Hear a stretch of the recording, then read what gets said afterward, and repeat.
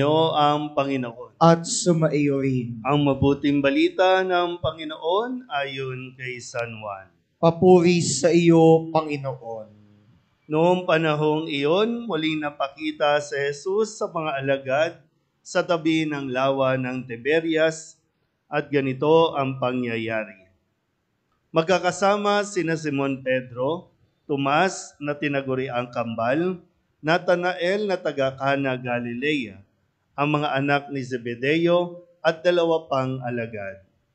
Sinabi sa kanila ni Simon Pedro, "Mangingisda ako." "Sasama kami," wika nila. Umalis sila at lumulan sa bangka, subalit walang nahuli ng gabing iyon.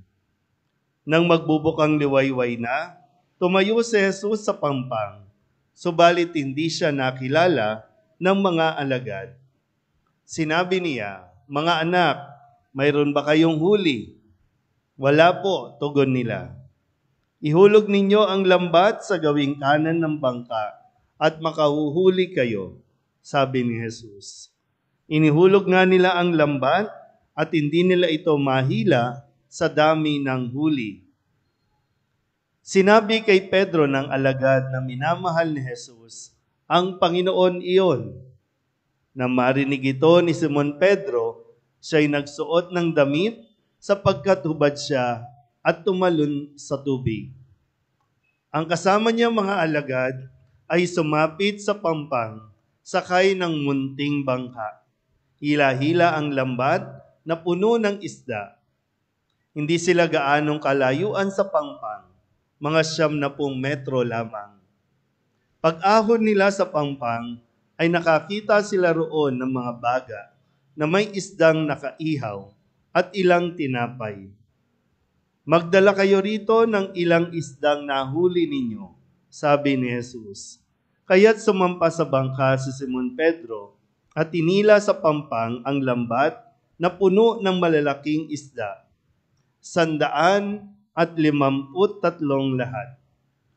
Hindi napunit ang lambat kahit ganon karami ang isda. "Halika kayo at mag-almusal tayo," sabi ni Jesus. Isa man sa mga alagad ay walang nangahas magtanong sa kanya kung sino siya, sapagkat alam nila na siya ang Panginoon. Lumapit si Jesus, kinuha ang tinapay at ibinigay sa kanila. Gayon din ang isda. Ito ang ikatlong pagpapakita ni Jesus sa mga alagad pagkatapos na siya'y muling mabuhay.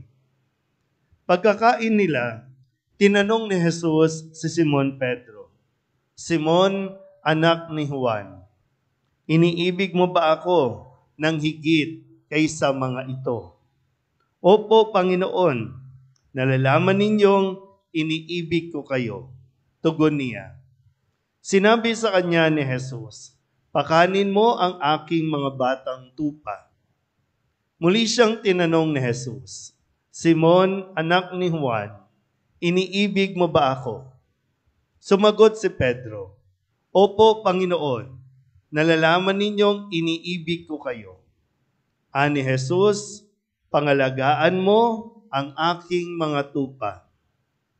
Pangatlong ulit na tinanong siya ni Jesus, "Simon, anak ni Juan, iniibig mo ba ako?"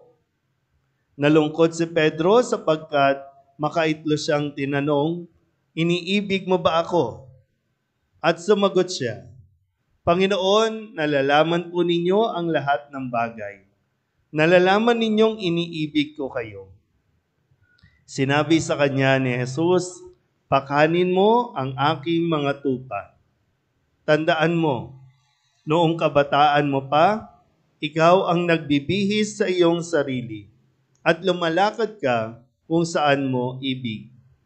Ngunit pagtanda mo, iuunat mo ang iyong mga kamay at iba ang magbibihis sa iyo at dadalhin ka kung saan hindi mo ibig." Sinabi niya ito upang ipakilala kung paano mamamatay si Pedro at sa gayoy mapararangalan niya ang Diyos. Pagkatapos, sinabi sa kanya ni Jesus, "Sumunod ka sa akin." Ang mabuting balita ng Panginoon. Pinupuri ka namin, Panginoong Jesucristo. Isang magandang gabi po sa inyong lahat. So ngayon po ay ikatlong linggo ng pagdiriwang ng Pasko ng muling pagkabuhay. So, ikatlong linggo na. Kamusta po ba? Nasaan po kayo nang si Kristo ay magpakasakit? Nasaan kayo nang si Kristo ay mamatay? Nasaan kayo nang si Kristo ay muling mabuhay? Ha? So parang wala lang. So, huwag kayong magtaka kung bakit parang wala ding nangyayari sa buhay natin. Kasi mahalaga po itong karanasan ng mga alagad. Ikatlong linggo, no? At ang sabi din, ito ang ikatlong pagpapakita ni Jesus sa kanyang mga alagad. Balikan lang natin ng konti. Ang mga alagad, nang si Kristo ay hulihin, si Kristo ay namatay, ang mga alagad ay nagsipagtago dahil sa takot na sila ay huhulihin din at papatayin din. Bukod doon sa, siyempre, nakaranas sila ng kalungkutan dahil nawalan sila ng minamahal o nawala yung taong nagmamahal sa kanila. Pero nagpakita si Jesus. At ano ang handog ni Jesus? Sumainyo ang kapayapaan. Ibinigay niya ang pakikipagkasundo sa mga alagad na naduwag, sa mga alagad na natakot. Pero binigyan sila ng kapayapaan ni Jesus. Nakukuha po ba? Kaya lang, ito nga, matapos silang masaksihan na muli nang nabuhay si Jesus. Totoo nga, buhay si Jesus. Totoo nga, ayon sa mga kautusan, nangyari ang lahat ayon sa kautusan. Yun lang, pagdating dito, ang sabi ni Pedro, mangingisda ako. Sabi naman ng iba, sama kami. Dati silang mangingisda, tinawag sila ni Jesus mula sa kanilang gawain, pinasunod sila.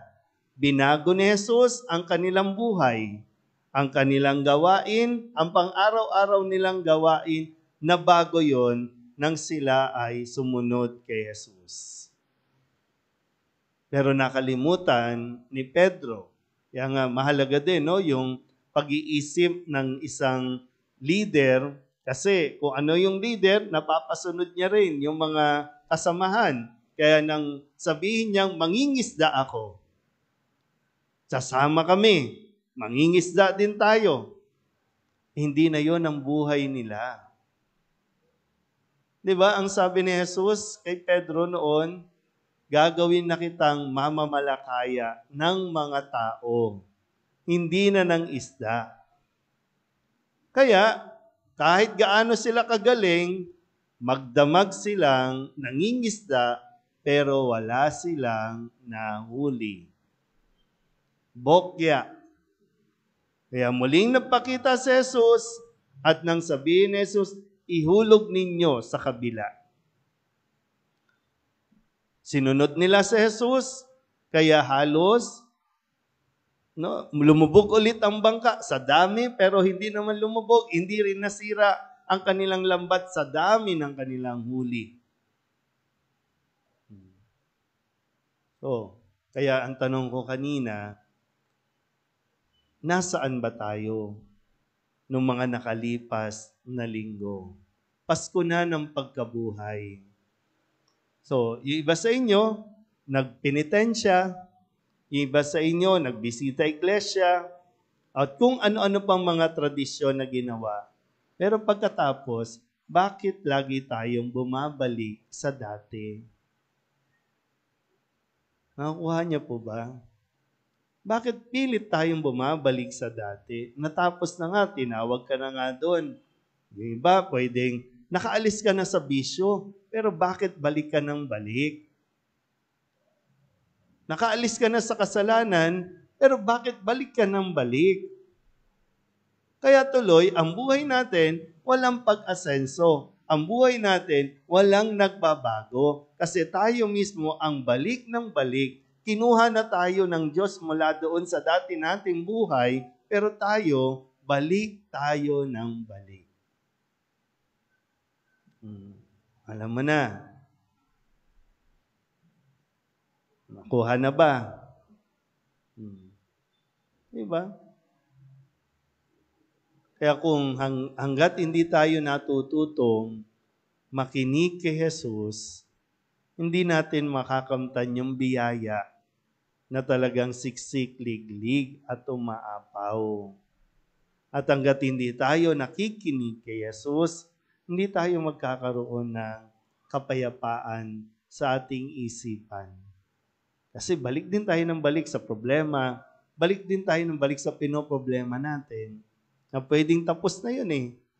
Dapat mo nang harapin ang mga bago, pero hindi tayo umaalis. Pero sana po, gagaya ng mga alagad na natutong makinig kay Jesus, kung kaya't nangyari ang napakalaking biyaya, napakalaking pagbabago sa kanilang mga buhay. Amen?